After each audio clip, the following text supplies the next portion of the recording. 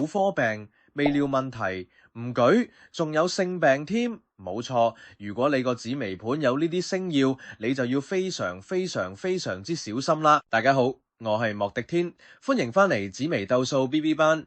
今日要講嘅係廉貞星。廉貞係一粒好極端嘅星，當遇到好嘅星曜，我哋可以好到飛上天，但係遇到煞星化忌嘅時候，佢又可以差得好交關。廉貞星帶有桃花嘅特性，若然喺自己又或者喺六親宮位嘅時候，會非常之感性，好重情義，對人好好，而且仲好有同情心添。而甲年命嘅人見到廉貞會化祿，化咗祿之後喺社會上會有地位，有利喺政界發展，而且同身邊嘅人感情會好融洽。當然更加唔少得嘅就喺非常容易揾到錢。而丙年命嘅人見到廉貞就會化忌，化咗忌之後人生會比較多麻煩事發生，成世人都好似好多阻滯，起起跌跌，反覆無常。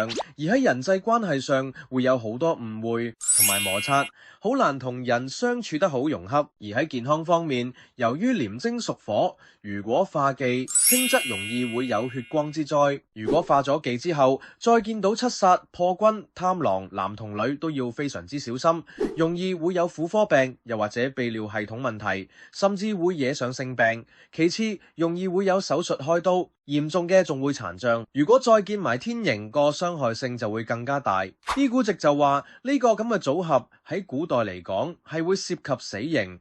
如果係真嘅話，喺現今嘅社會，個傷害都非常嚴重，唔死都一身殘，醫翻都嘥藥費嗰種，所以大家唔能夠忽視。至於喺婚姻方面，如果廉貞見到吉化，婚姻可以安定美滿；如果再見到其他嘅桃花星，例如咸池、紅鸞等等，成世人都會好多姻緣。如果見到化忌，容易會婚姻破裂，甚至乎因桃花惹禍，嚴重會因桃花見血，即係桃花劫。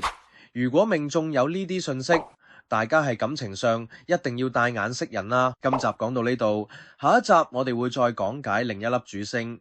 記得 like、follow、訂閱支持我。如果想深層啲了解自己個命格，歡迎過嚟批明或者報我嘅玄學課程啊！多謝大家收睇，我哋下集再見，拜拜。